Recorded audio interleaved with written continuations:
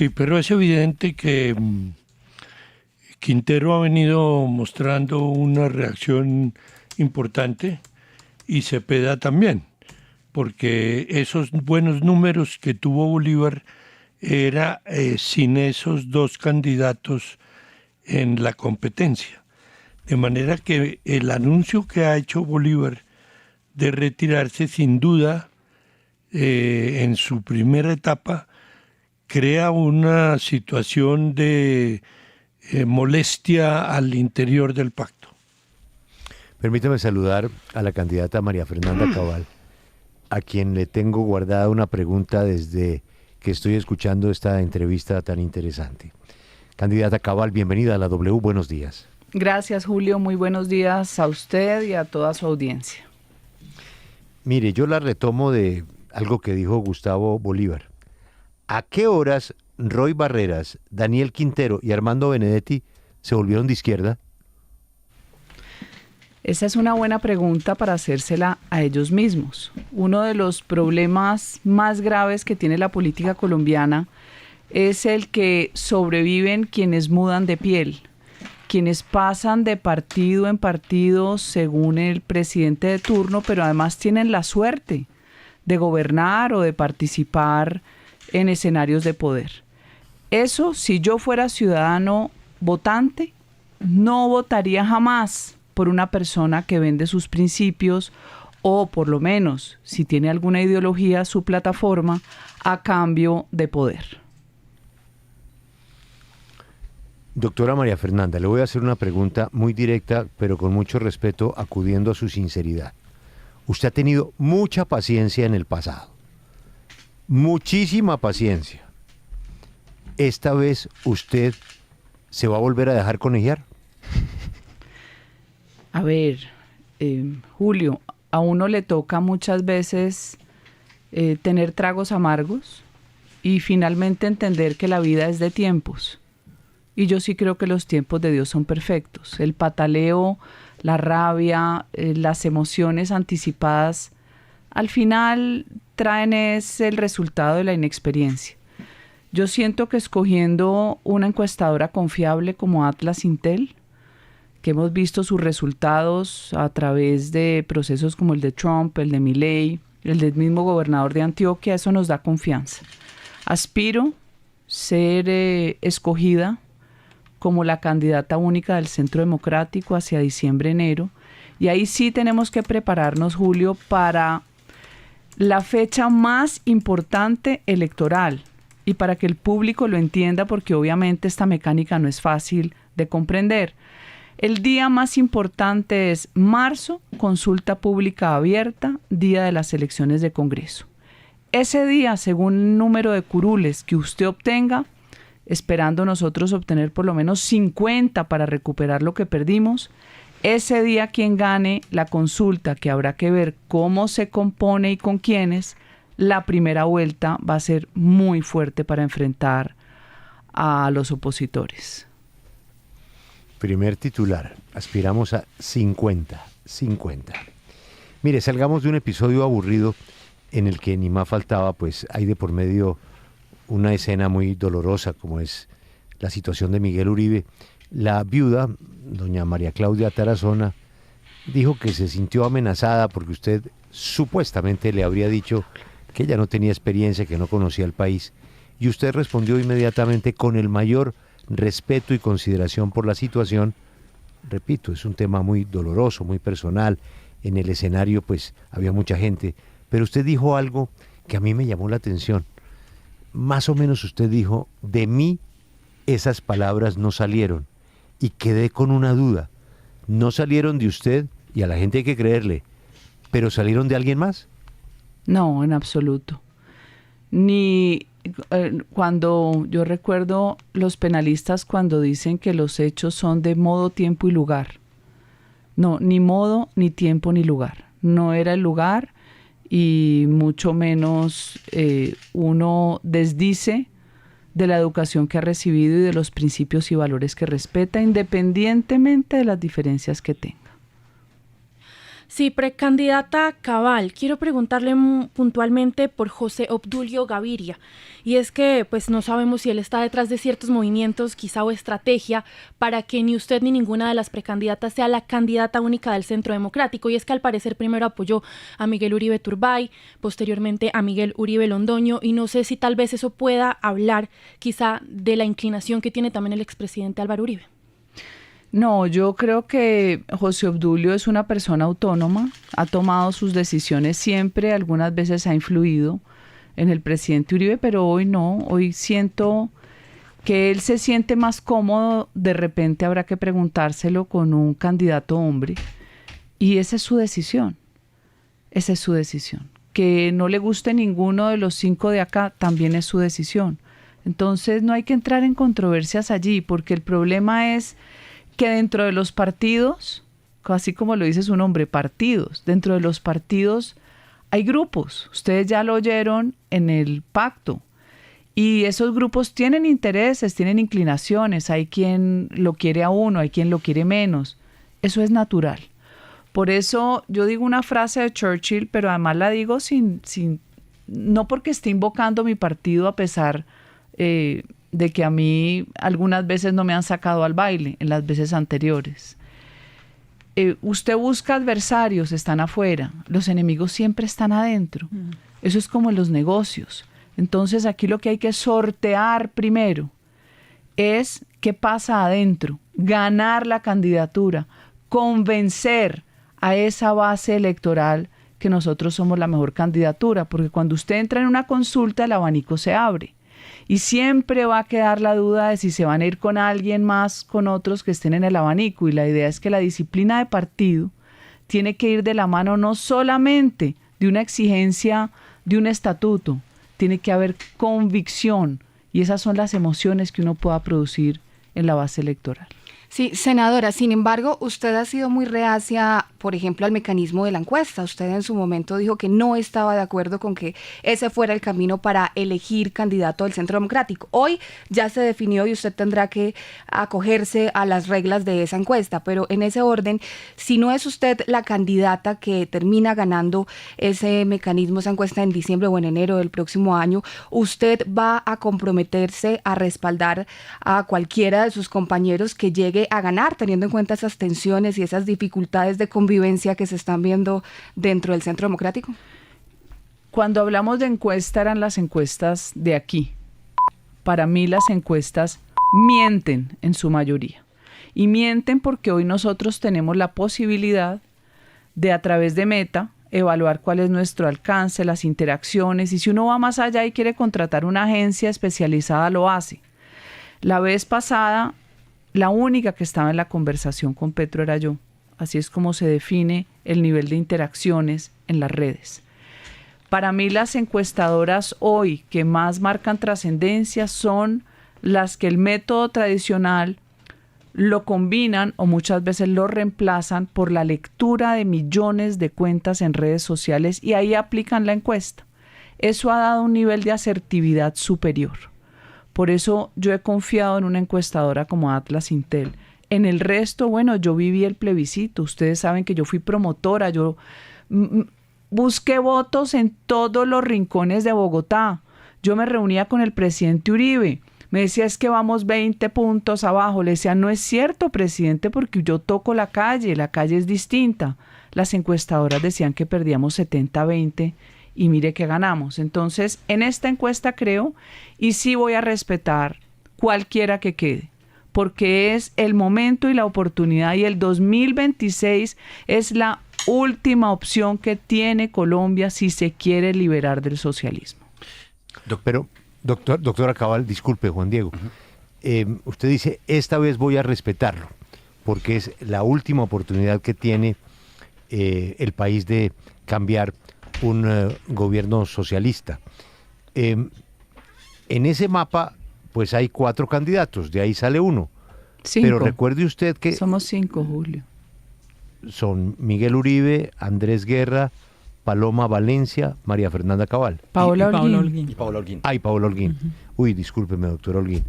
Una candidata también muy interesante. Mil disculpas. De ahí sale uno. Pero no en la misma línea, pero sí de pensamiento más o menos similar dentro de ese modelo que usted dice que es el que tiene que derrotar el socialismo, pues estarían nombres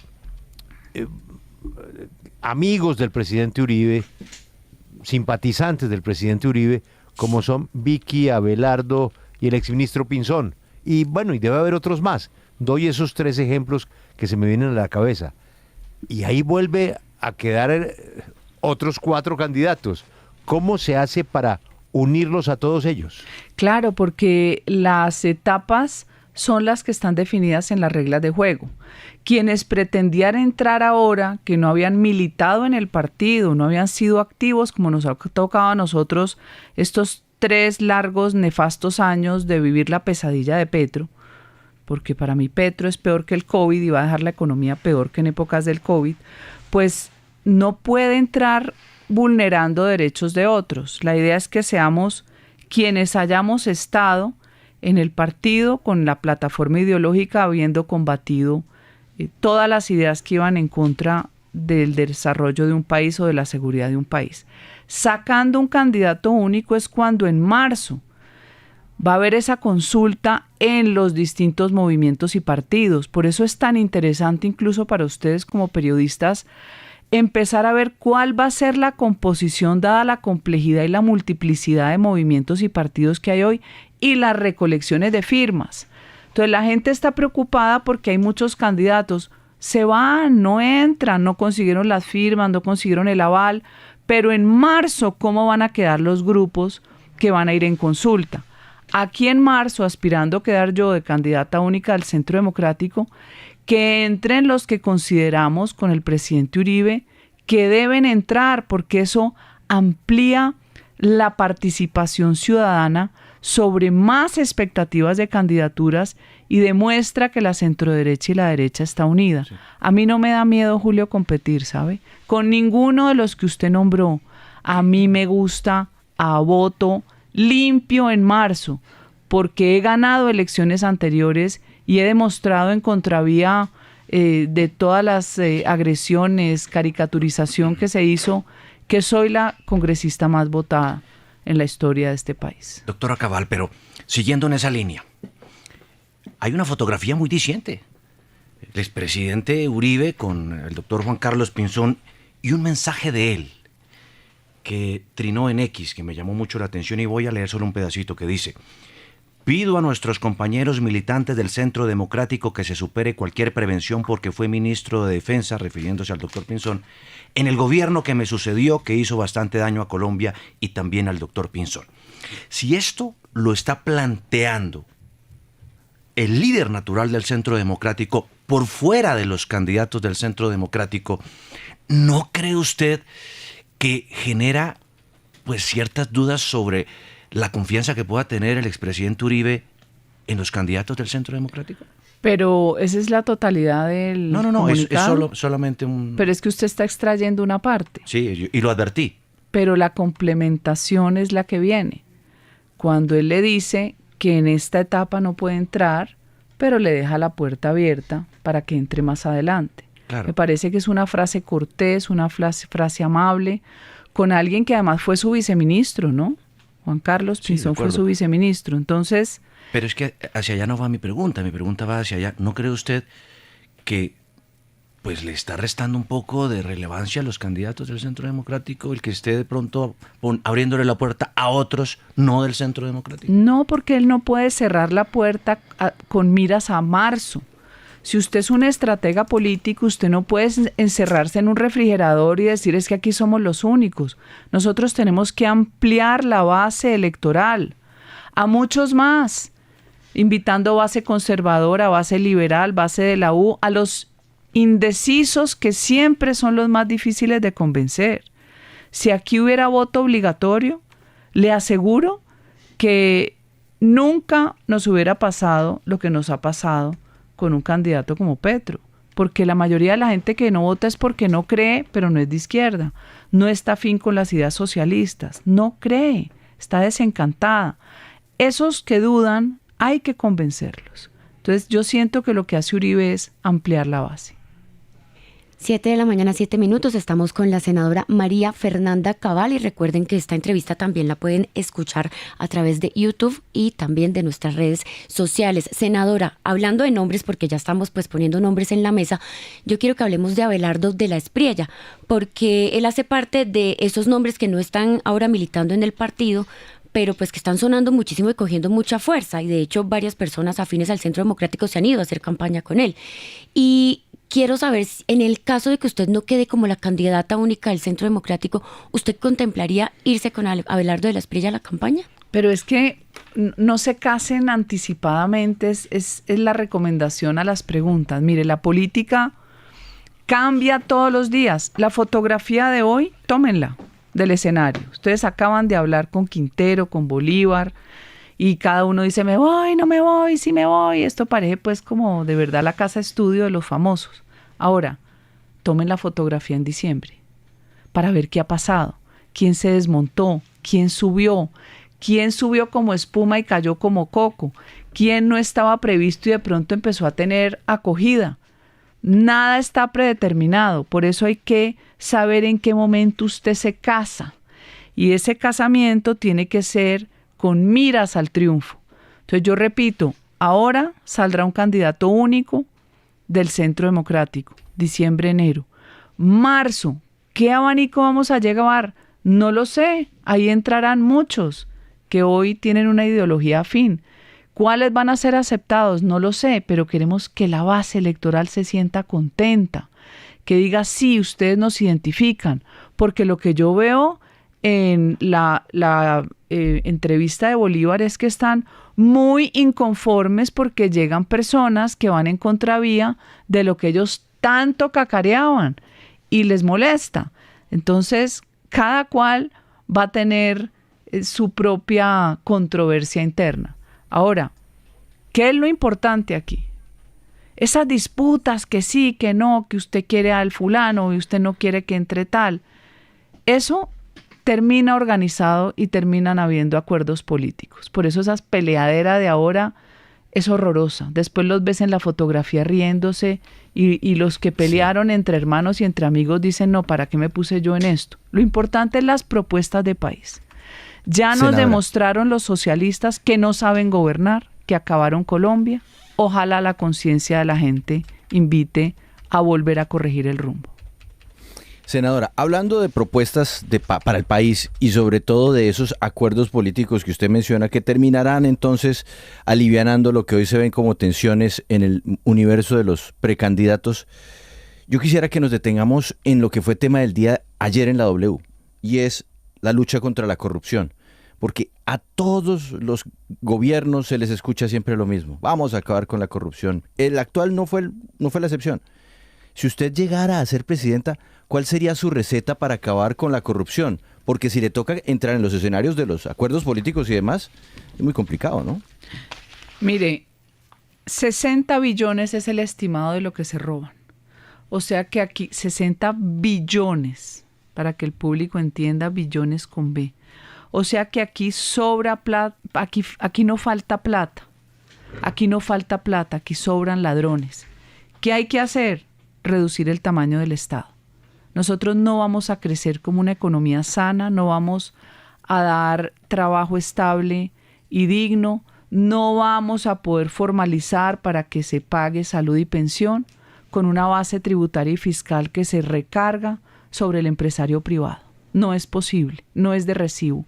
El Ministerio de la Igualdad es una grosería, un Estado que crece incansablemente, pero que le mete la mano en el bolsillo al colombiano, tanto al rico como al pobre. Eso es inmoral e insostenible. Si usted reduce el tamaño del Estado, reduce la corrupción, pero además yo les hago una pregunta. ¿Por qué las multinacionales no se quiebran como sucede con el robo a los estados? Porque usted usa las tecnologías de información. Aquí hay tecnologías inventadas, patrocinadas por el Banco Mundial, patrocinadas por el BID. El blockchain evita que usted modifique la contratación pública porque queda el rastro. ¿Por qué no se obliga a que toda la contratación del Estado sea hecha con blockchain? ¿Por qué no les gusta? ¿Por qué no hacemos que exista la agencia para que usted determine cuántos procesos están multiplicados. Hay más de 1000 duplicidades de funciones en el Estado. Usted lo ponen como ciudadano a ir para un lado, para el otro, de una manera indignante. Esa agencia como la que hizo Elon Musk se puede hacer muy fácil, la hizo también Milei. Esa agencia para la eficiencia administrativa te va a reducir no solo la necesidad de Estado que tengamos, sino los procedimientos para que usted pueda activar su economía, su negocio, ser formal. Eso está inventado y aquí seguimos en el siglo XIX. Senadora, sigamos con estos temas de país porque quiero llevarla a la política antidrogas. La semana pasada ya todos conocemos la desertificación que recayó sobre nosotros y ayer el presidente Gustavo Petro en su primera presentación ante Naciones Unidas se presentó como el presidente desertificado, al mismo tiempo que está hablando de que son unos asesinatos lo que se están cometiendo en el Caribe por parte de Estados Unidos, atacando estas lanchas que dice Estados Unidos van cargadas de drogas. ¿Qué decir frente a esto sobre la política antidrogas que está manejando el gobierno de Gustavo Petro en este momento y cómo usted modificaría esa situación? No existe política antidrogas, existe una farsa. Y la farsa es darle todo el crédito y el poder a la incautación. No, señor. Usted tiene que eliminar la fuente de la financiación que son el origen desde los cultivos de coca. Y le pongo un ejemplo. Mire cómo está Cali. Cali está a 10 minutos de Jamundí. Jamundí, zona de expansión de los estratos altos 5 y 6. La gente vendiendo su propiedad porque no puede permanecer allí, expuesta a que la maten. 3.000 hectáreas de coca. ¿Qué nos pasó como Estado? ¿Qué nos pasó como sociedad? Que el Acuerdo de La Habana en su punto 4 obligó al Estado de Derecho a arrodillarse y a pedir permiso para erradicar. Eso es inaceptable. Y después una sentencia de la Corte Constitucional de un Consejo Comunitario de Novita, que uno sabe que allá el ELN es el que termina dirigiendo todo este tipo de litigio estratégico, terminó obligándonos a pedir permiso casi con una consulta previa. No, señor. Si usted delinque, usted viola la ley. El Estado está obligado a actuar. Entonces, mire cómo nos llevaron en la patria boba una narrativa inaceptable, que porque usted es una comunidad minoría étnica, entonces, pobrecitos, tienen derecho a cultivar. No. Todo alrededor de esa comunidad es una zona podrida, las familias no sobreviven, los muchachitos son drogadictos, la prostitución llega de todos los lugares y la inflación es la consecuencia del exceso de dinero en efectivo. Lo que produce es desplazamiento, muerte de líderes. Donde hay coca, hay miseria y destrucción. Y yo le pongo un ejemplo. El presidente Uribe encontró un país con 150.000 hectáreas de coca y lo dejó en 40.000. Y lo poco que sobrevive en esas regiones inundadas por coca como el Catatumbo, como Tumaco, la zona del Pacífico, como el Cauca, fue gracias a la sustitución de cultivos con palma africana, con cacao y con café. Sí se puede con determinación, sí se puede con tecnologías de información, sí se puede aliándonos de los países que luchan contra el terrorismo y no como Petro, que vive en una película mental. Entonces Petro sufre por los bandidos, pero no sufre por los soldados quemados vivos, pero no sufre por las sazonadas y los soldados macheteados, pero no sufre por más de 800 muertos que ha dejado su gobierno. Entonces uno no entiende Petro para qué lugar mira, o si mira por un solo ojo. Además a él le fascina victimizarse y seguir jugando como al último de los mohicanos, el último de los guerrilleros vivos. Señor, ya fue presidente del país, pudo haber hecho un gobierno excepcional, pero no tiene cómo, porque no tiene sentido común, porque todos los días lanza un trino de odio, porque no está preparado para gobernar. Candidata, sobre su reflexión de lo que pasó en el Acuerdo de La Habana, pues muchas personas están de acuerdo con usted, pero independientemente de la estrategia de erradicación que usted plantea, pues habría que, para que tenga éxito, habría que modificar el acuerdo de paz. Y lo que nos han dicho es que ese acuerdo de paz que se firmó es inmodificable. o se puede modificar? ¿Usted lo modificaría? No podemos permitir que se sigan asesinando colombianos, Julio, y haga esta reflexión. La Constitución Política de Colombia en su artículo 2 ordena proteger la vida, bienes y honra. O sea que nosotros dejamos la vida por debajo para quedar sometidos a un supuesto en el Acuerdo de La Habana, donde tenemos que pedir permiso para erradicar. No, la vida está primero. Y le añado algo más. Yo sé que en este país es muy fácil vender acuerdos de paz y el derecho fundamental a la paz y vendernos el camino al paraíso, pero la realidad es otra. Si nosotros no establecemos, una vez en la presidencia, una política de seguridad nacional de Estado, no de gobierno, pactada con las Cortes y con el Congreso, nosotros no vamos a tener país. Cada vez que a un presidente se le antoje sacar un acuerdo de paz y ponerlo por encima de la Constitución y de la defensa de la vida, no vamos a tener posibilidad de salir adelante, porque sin seguridad no hay desarrollo y sin desarrollo no hay paz. Los acuerdos, diálogos, lo que usted quiera, mesas de negociación son subalternas a una política de seguridad nacional que defienda la vida. Pero, candidata María Fernanda, el 8 de agosto, ¿usted cómo maneja ese dilema? Dice usted, es que la Constitución está por encima de todo, pero resulta que ese acuerdo de paz hace parte del bloque constitucional. Y ese acuerdo de paz quedó con ese roto inmenso, lo reconoce el propio expresidente Juan Manuel Santos, en el punto del narcotráfico. ¿Eso cómo se subsana? Eso se subsana con el mismo sentido común con el que se combaten las malas leyes, que además pululan. Yo creo que un gran favor que le haría uno a este país es tumbar todos los decretos y resoluciones que atentan contra la propiedad privada, el libre mercado, la libertad individual, todas las locuras que sobre todo se reforzaron en este gobierno para deshacer lo que el ser humano produce por su propia cuenta y agigantar al Estado. Aquí las órdenes se tienen que dar y son inmediatas. Se tiene que erradicar.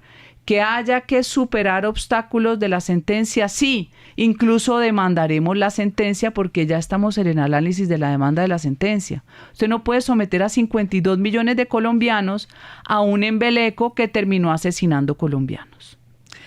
Senadora, y continuemos en esa línea y hablemos de esos 16 gestores de paz que ayer nuevamente anuncia el gobierno va a retomar con ellos este proceso de colaboración, porque dice el presidente Gustavo Petro que ese acuerdo de Ralito fue un pacto de impunidad y que todavía hay mucha verdad y muchos bienes que se les tienen que entregar a las víctimas. ¿Qué opinión le merece a usted esto? Mancuso, Jorge 40, todos estos, ¿pueden aportar o tienen todavía verdad que aportarle al país que no se ha aportado y que no se ha conocido? La verdad para el comunista es la mentira. Acuérdense que la realidad del comunista es invertida. Se llama inversión revolucionaria. ¿Por qué Petro no nos cuenta su verdad en el M-19 cuando se encargaba de extorsionar en Corabastos? Porque yo conozco víctimas de Petro. ¿Por qué Petro se opone a la verdad del proceso de su hijo confeso? ¿Cuál es la verdad de Petro? Esto es pura dialéctica marxista para seguir enredando. La gente se hartó. ¿Qué han dejado de hablar estos bandidos y cuántos años llevan en Justicia y Paz? Incluso extraditados. Allá iban a visitarlos y allá se conectaban en Justicia y Paz. Si en 17, 18, 20 años no han contado, ¿qué más tienen que contar? Entonces, que deje de distraer Gustavo Petro, porque al final, ¿saben qué sí me preocupa? Que el pacto de la picota, no habla sino el de Ralito, yo hablo de la picota, sabemos que le ayudó a Petro a llegar al poder, moviendo votos en las comunas. Sabemos que están visitando cárceles, sí. Sabemos que todas estas transacciones de mesas, mesitas, mesotas, mesas, donde usted deja a la población expuesta y a la fuerza pública igualmente expuesta porque no pueden usar sus armas, es una estrategia. Porque él les prometió una ley de sometimiento y no les pudo cumplir. Les prometió no extradición y al 80% no les pudo cumplir. Ahí tiene unos personajes aguantados como el tal Araña y otro poco de bandidos, aguantados hasta el aguante de Trump, ¿no? Es que él no está negociando del otro lado con una persona que no entienda la dimensión de poder. ¿Qué me preocupa?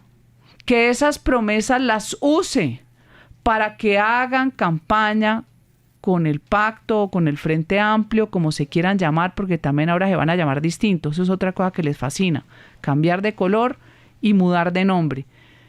¿Será que van a usar otra vez esa fuerza ilegal para que la población vote por ellos? Sí, senadora Cabal, quiero cambiarle el tema y detenerme en algo que mencionaba previamente sobre reducir el tamaño del Estado. Y es que aquí hemos tenido toda clase de propuestas, incluso Daniel Quintero, quien habló esta mañana en estos micrófonos, ha dicho que tiene la idea incluso de cerrar el Congreso de la República. Pero quiero preguntarle cuál es su propuesta muy puntualmente en ese sentido y qué ministerios o entidades cerraría. Yo lancé hace 2 meses la Mega 2040. Que es una meta económica ambiciosa. El PIB per cápita hoy en Colombia, el Producto Interno Bruto de cada colombiano está en promedio en $8.000. La idea de la Mega 2040 es llevarlo a 15.000. Cuando usted hace el análisis económico de cuándo Colombia creció, es impresionante cómo en los 8 años de Uribe casi se triplica el PIB per cápita. Y de allá hasta ahora jamás ha sucedido eso. ¿Por qué? Por el exceso de carga tributaria y fiscal que hace que los empresarios cierren y se vayan para Panamá, se vayan para Perú, se vayan para Chile. Descárguele al sector privado, que es el único generador de desarrollo. No el Estado, al que Petro convirtió en una religión. No es el Estado es la unidad de gestión del riesgo. El Estado es el Ministerio de la Igualdad. El Estado es corrupción e ineficiencia. Entonces, ¿qué pretendemos? Corregir la ineficiencia en el gasto público, la plata que se va donde no genera riqueza y desarrollo. La única forma es achicando el Estado para liberar recursos, para darle créditos, no solo al empresario grande y al mediano, sino crédito popular que lo prometió Petro y no se lo dio. Bueno, dejó sin subsidio a los muchachos del ICETEX, dejó sin subsidio el gas licuado propano, la pimpina de gas, dejó sin subsidio todo. Entonces sí, hay que resumir los ministerios. Usted no tiene por qué tener tanta oferta innecesaria. Usted puede juntar el Ministerio de Educación con el de Ciencia y Tecnología, con el de Cultura e incluso con el Deporte.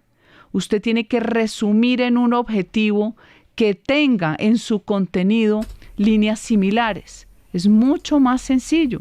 Usted puede volver a unir el Ministerio del Interior y de Justicia como lo estuvo. Cuando usted resume el Estado y lo vuelve eficiente, porque va a usar procesos con tecnología y le va a responder al ciudadano, no en 3 años como hace el INVIMA cuando usted quiere tener un registro, o el ICA cuando quiere importar una semilla, sino que sea un flujo de procesos fácil, por internet, sin tener que tener el cara a cara. Dígame, Julio. Senadora, hace un instante usted señalaba como una de las fallas del presidente Gustavo Petro ese trino de odio que lanza todos los días. Y curiosamente, en los últimos 2 días, Donald Trump se ha destacado por haber lanzado unos mensajes en donde dice odio a quien no esté de acuerdo conmigo o odio a mi opositor. Usted admira a Donald Trump, pero critica el odio de Gustavo Petro. ¿Cómo garantizar o garantizaría usted a los colombianos que el suyo no va a ser un motor de odio en la política, en la presidencia de Colombia, sino todo lo contrario? Pero no sé qué trinó Trump. No sé qué dice el trino de Trump. No, Trump dijo en un evento público, I hate my opponent, haciendo referencia en términos generales a sus opositores, los odio. Pero lo dijo en el contexto de la muerte de Charlie Kirk, ¿o qué? De Charlie Kirk, funeral. Correcto. En el homenaje, en el memorial que le hicieron a Charlie Kirk. No, hay que ver en qué contexto lo dijo, pero la verdad es que Trump llega a organizar la casa. Y aquí hay que organizar la casa. Aquí hubo toda una agenda de destrucción de la sociedad estadounidense, de la adolescencia y de la juventud, con una cantidad de locuras que terminaron en esto. O sea, asesinar a Charlie Kirk, que era un hombre abierto al debate libre, al debate sin prejuicio. Usted puede pensar distinto, pero debata. De pronto hay ideas suyas que a mí me parecen chéveres, me interesan, no las tengo acopiadas. Entonces, odiar es el sentimiento más expuesto del ser humano, Juan Pablo. Por eso la propaganda generalmente que busca la polarización y la controversia se basa en el odio. Y la juventud es muy proclive por sus emociones expuestas, mucho más que ya cuando usted es adulto. Cuando usted es adulto, la experiencia le dice que no reaccione de A o de B forma. No me parece que el odio sea la buena receta, al contrario. Cuando uno es creyente, uno sabe que una frase amable deshace la intención de la violencia. Yo soy una persona que conversa. De hecho, yo tengo capacidad de diálogo con muchas personas opositoras siempre y cuando no haya grosería ni haya descalificación. Cuando la persona ya se pasa, pues sí, yo pongo un límite porque yo tengo claro que no me dejo irrespetar. A mí me ha pasado de todo y he aprendido de todo, pero además yo ejerzo especial atractivo en el opositor, porque piensan que uno es fácilmente exaltable. No, no lo soy. Lo que soy es vehemente, soy coherente y me gusta construir ideas en conjunto.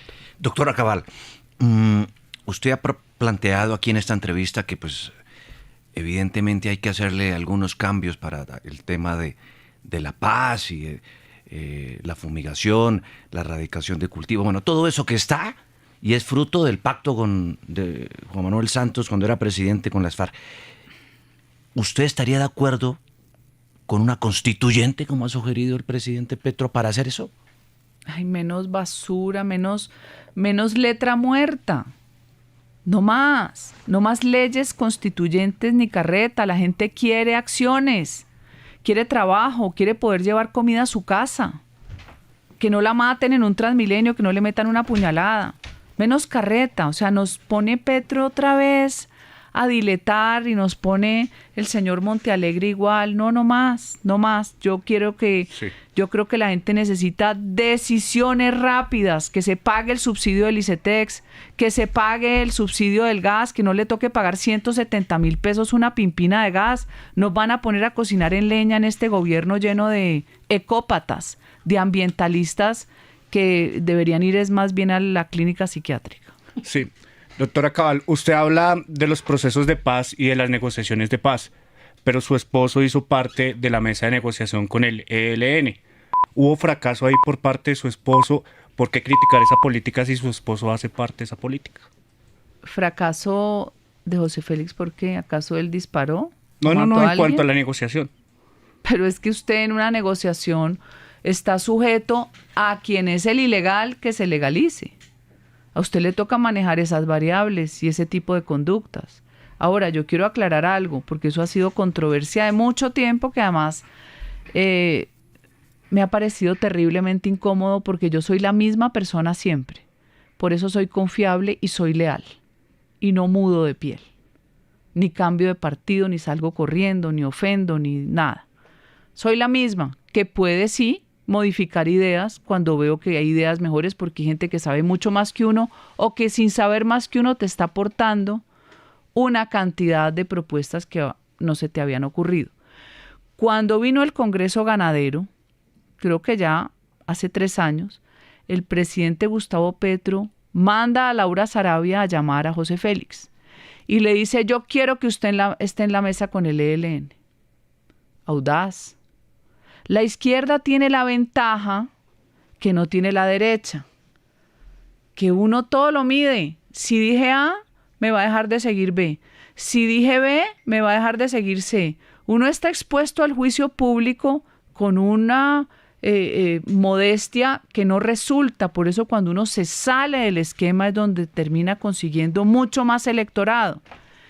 La izquierda tiene esa ventaja, pero es una ventaja que también tiene un costo en su electorado.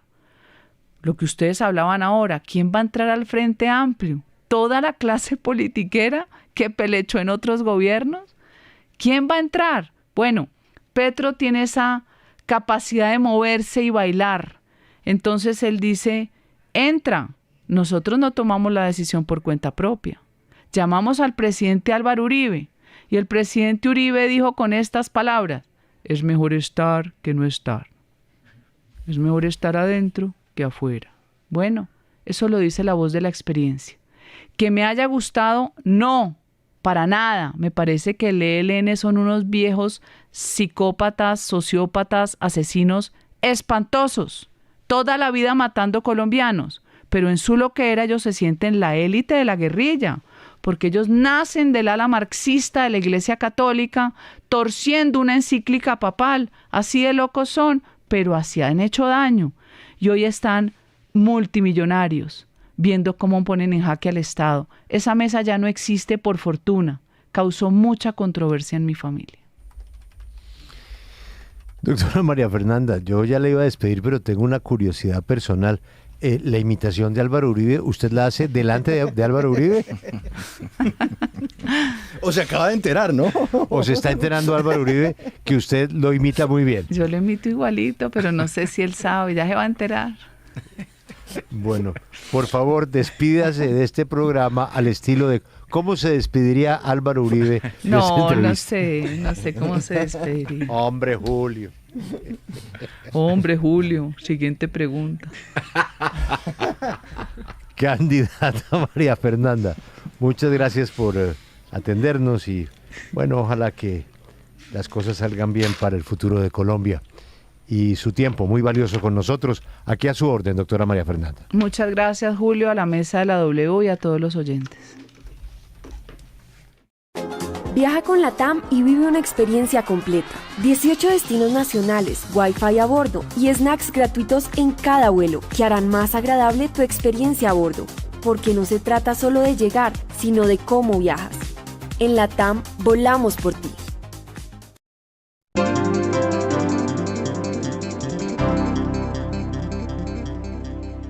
Conéctense ya a @Julio Sánchez Cristo Oficial en YouTube.